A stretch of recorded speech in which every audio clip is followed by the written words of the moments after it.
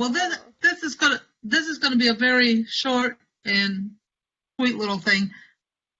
I'm, as you all know, extremely lazy, and I didn't want to load all my independent pictures up and have to do things and figure things out. So I hit on and I also don't like to write stuff. So I hit on the idea of doing picture biographies. And if I shrink this down, I will show you. This is my grandmother, who died at the time I was about 6. I never really knew her. You should be seeing the screen too. Beth is not. I am not either. Not seeing the screen. You're not? Okay. See if this stuff does it. I want to share my screen. Share screen. Huh. Screen 2. We still Worked last time. Yep. Oh, there we go. There it is.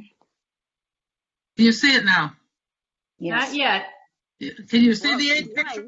Oh, Yes, now okay. I see it. yeah. Yes. All right. These are the pictures that I had from my grandmother. And I never knew her terribly well because she died when I was about 6. And she lived 600 miles away from us anyway, so I didn't really see her prior to that.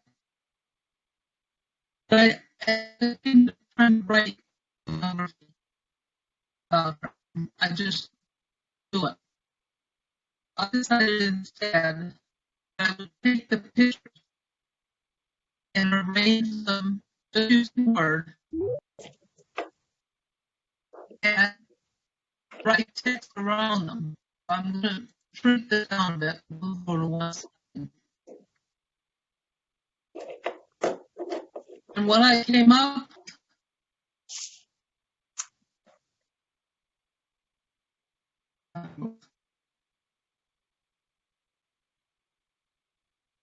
that's things I don't want to do.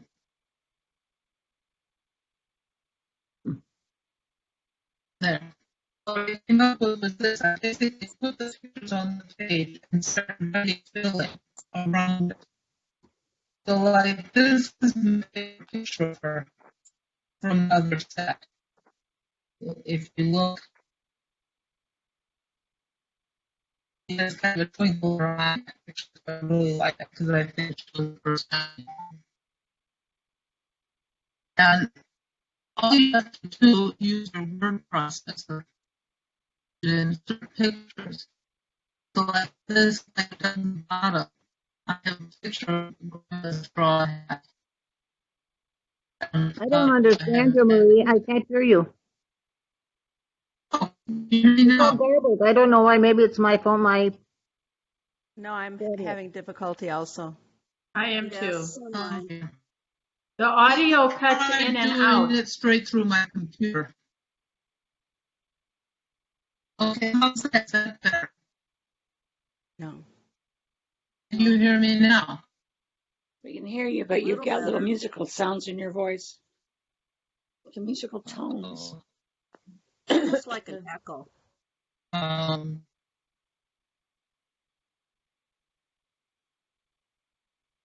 Once again,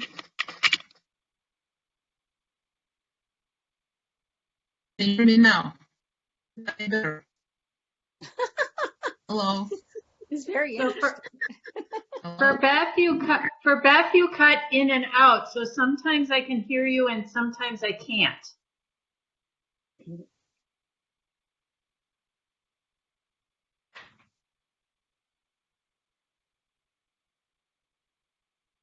But I can't hear anything now. No, it's echoey. Hello?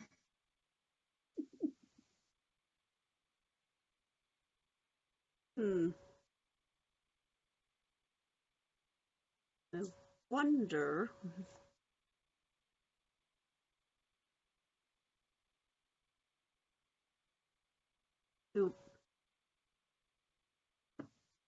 I wonder if there would be a way for Marie to record her program for us to hear later, because I think we're having issues with the I hear anything with the now. feed. Oh, well, at least that was better. Hello? Hello? I can hear you.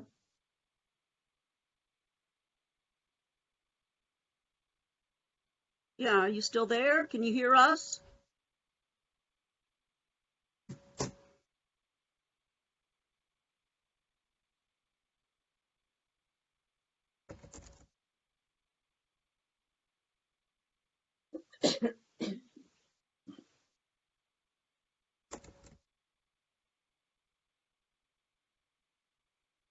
Well, basically, I think what she's doing is that she's doing her text and then she's inserting her photos. And then if you click Right. on your photos, right click, you get to where you can do uh, something about your picture, and you put tight, and you can actually move your picture into the text. That's Is basically she what she's using doing. is she using Word? That's what you can use it in Word. I do that all the time. You do your Word and then you do your text, and then you insert a photo, and you right click on the photo. This is the way I do it anyway. Right click on a photo, it'll Yeah. show up and it'll say a wrap text. You put tight, and you can change the size of your photo, and then you can actually move it to where you want to go into your text. But she's got a cool idea. Absolutely cool Right. idea. Yeah. Yeah. Can you hear me? Yeah. Do you Yes. hear me Try now? again. Okay. Yes. I had to go out and come back in. Problem. So I didn't pick up what I was talking about. All I was going to do was I was going to show you how you could put a picture in, but sounds like she already explained that. Did you, Nancy? I don't know if it's the way you do it though. Well, let me put it back on screen share here.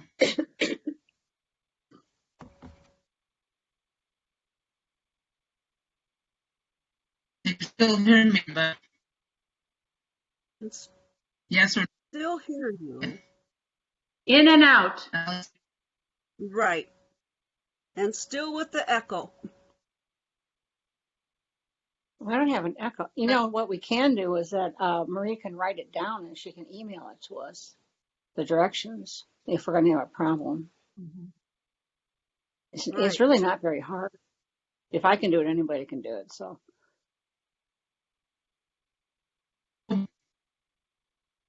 Basically on Word up here, Okay. Word. up in the top.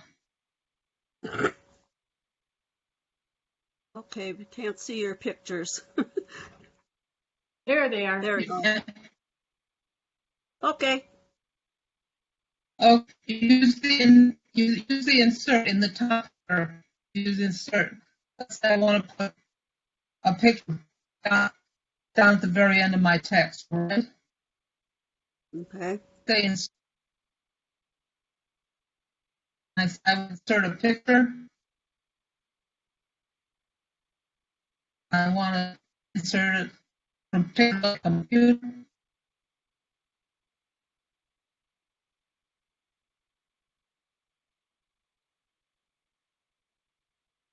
And it's taking a long time to do this. It's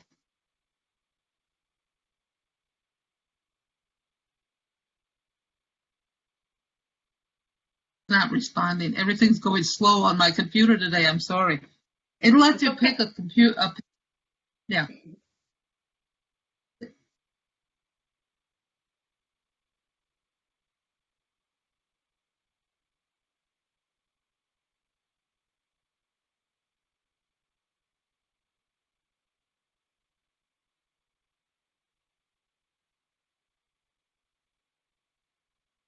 I want the picture for straw hat. There we go.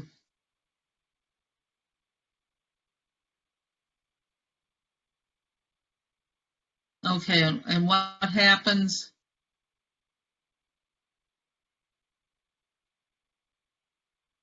It's taking a while to do this.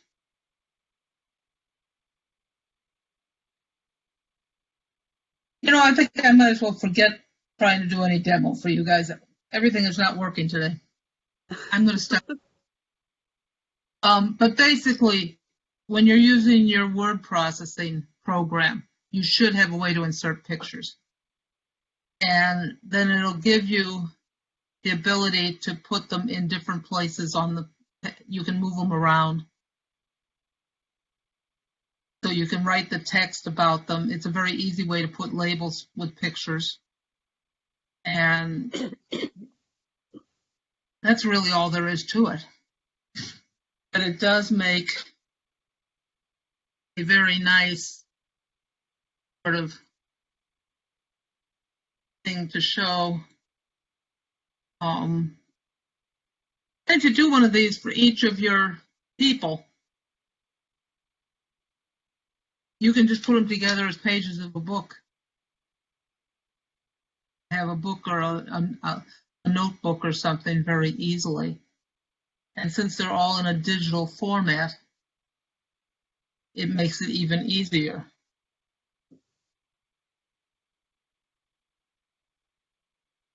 I mean, I did the one on my grandmother. I've done several others on different people. And it just is a very simple way to get things going. Any questions about it at all? Not really.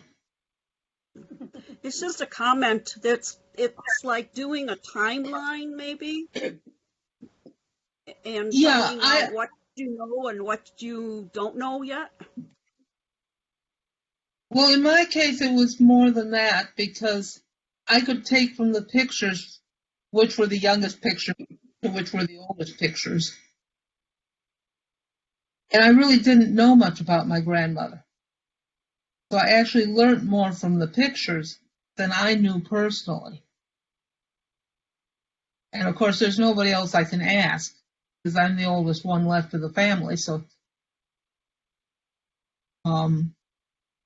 it gave me something. I can find her birth record, I can find her death record, but the stories I don't have a whole lot. So the pictures have to tell the stories for me. If I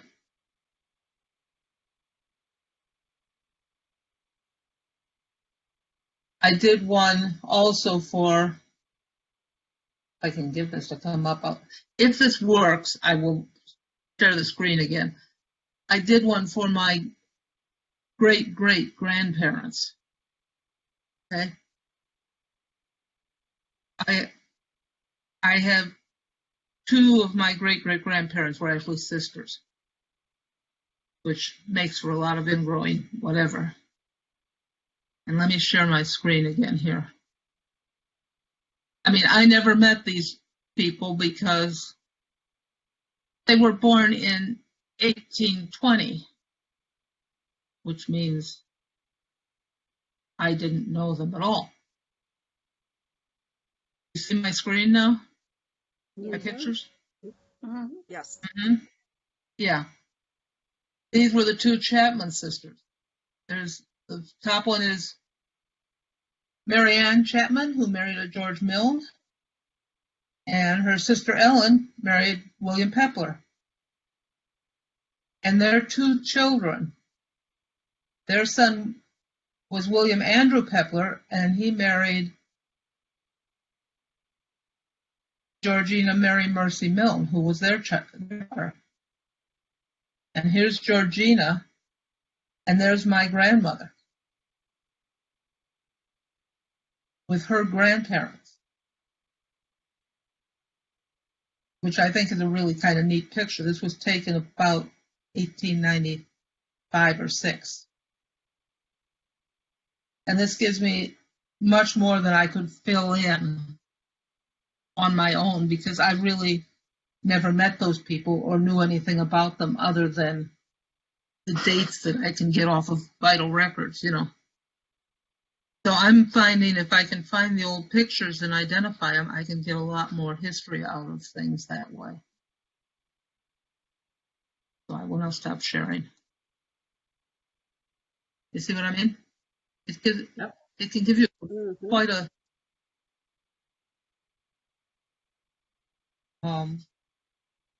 it makes them more alive. What can I say? Well, you got my teacher brain going, so we'll have to file this idea away because I could see this being one of the first things we could do with kids, and they would just start with their immediate family to teach their process of how to do this. But this, and okay, the teacher part of me ties it in to teaching reading. So Marie, when you said you can get just, you know, a lot of information out of a picture, that's exactly what we try to teach when we teach reading. So they make the connection between the text and the picture. So when and if we ever get to the kid part, this would be a perfect kind of activity to do with them. Yeah. The other thing is, these days, especially where everybody's doing their selfies on Facebook and that, in a lot of cases, we have more pictures than we have text. And this just fits right in with it. And it's even something that somebody, if they made one, could put up on their Facebook page and that. I I'm think it would using be, sorry, go ahead. I said I'm using these on my website rather than loading up a separate picture, and I'm putting up the story so that people can go to that one, get all the pictures with the store information about them instead of just reading that they got married such and such and here's the marriage picture. You know, that's kind of a dry way to get the information. This makes it a bit more fun.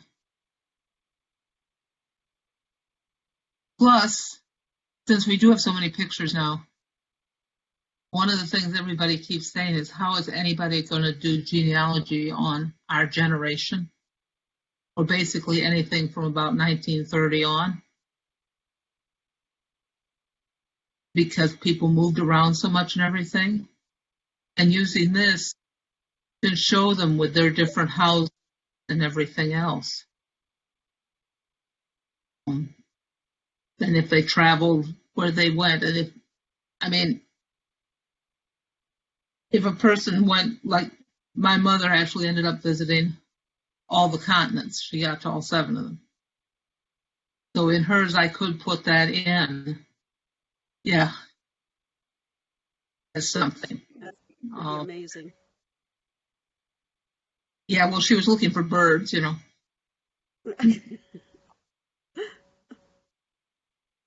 But her life list when she died was like 960. Pretty fair size identification list. Yeah. Yeah. Gosh.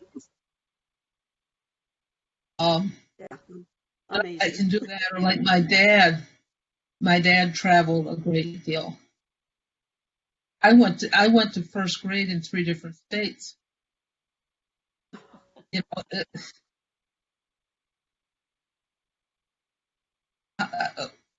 people move, and it's far. Okay, you can list it and say their residence was this, their residence was this, their residence was this, but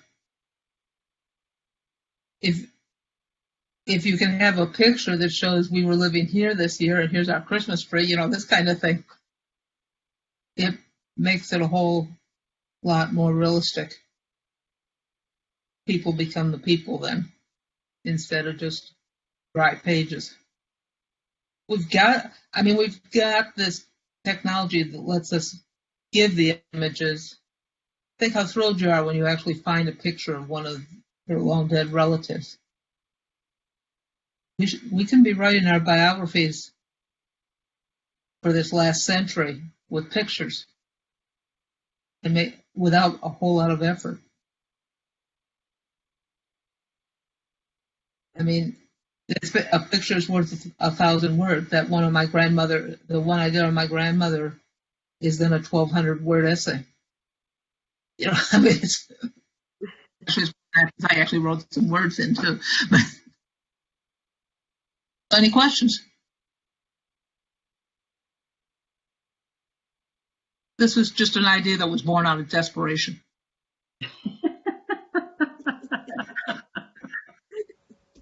It's a good way to organize your pictures too. Well, yeah. Well, and it also helps put the text information in order. You know, as I'm putting together a family tree using Ancestry and Family Tree and all that, you know, you're looking at so many documents and things are just kind of mishmashed in all sorts of directions. But if you have the text, you can like Nancy said, you can timeline it and put it in a sequence. Yeah, and the pictures, like I said, with my grandmother, I know which ones are the youngest ones versus which ones are at the end of life and in between.